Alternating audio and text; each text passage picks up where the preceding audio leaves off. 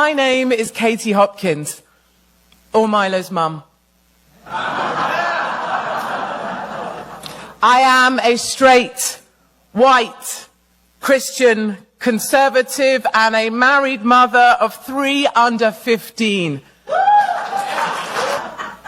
In this last year, I have lost 2 jobs, been forced out of my family home, banned from state schools in Wales and Scotland, those are irrelevant places, and I have lost my right of entry to South Africa. I would add my lost dignity to that list, but that went a very long time ago. The destruction of the family unit, the ruination of a country's identity, the violation of our faith in democracy itself, we are left wondering what the hell we can put our faith in.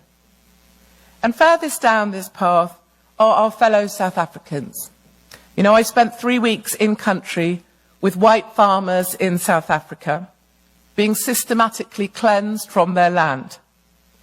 I travelled to sit with and understand families of the victims and survivors of the relentless attacks by black gangs that can go on between 3 to 6 hours while the white farmers and their wives and children are tortured. I lived on the farms of future victims, just as I promised you I would a year ago, almost to the day, right here. I wanted to share their fears for the monsters that can come in the night. The last days of the whites in South Africa are upon us. A serving police officer told me it will all be over in under 2 years. My new farming friends, big, bold Boers whose grandfathers turned the bushveld into fertile land, are now preparing to make one last stand. They are strapping in for the final fight, preparing for a new battle, the river of blood. And they say they will die in their boots and spill their blood for the land, because they will not leave the place of their fathers. Sitting with one farmer, Bernard, on his stoop, overlooking his little farm, incredibly poor where he lives. It's why they can't leave. They don't have the money to leave. His father on that stoop was beaten to death by the black gangs. His wife was strung up with fencing wire, and his 11-year-old son was shot at. His 8-year-old son can no longer leave the house because he witnessed all of this, is on antidepressants, still can't sleep, and says he wants to kill himself because he wants to be reunited with his grandfather.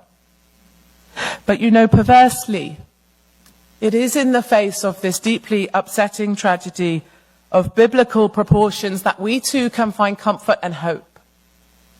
Comfort in their enduring faith, despite the callousness of the land, and hope in their determination to retreat to a defendable space that they can maintain, to fight on for their land.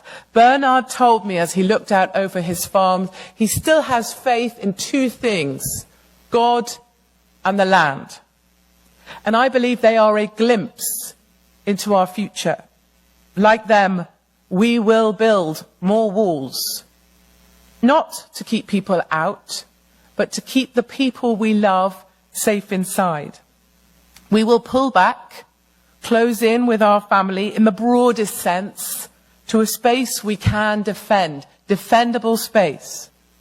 For Christians in Western Europe, I believe we will move east to Poland and to Hungary, countries where they know what it means to be invaded and to lose everything, and are now proud defenders of our Christian culture.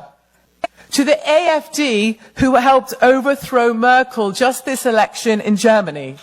Woo!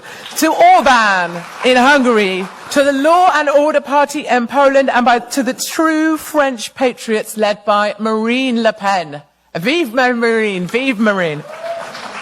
We are united in our fight for freedom and to keep the people we love safe inside. We will fight for our country. I am a nationalist, and I am proud to be one. Our South African brothers and sisters are leading the way, readying themselves to make one last stand. Together, we can do this.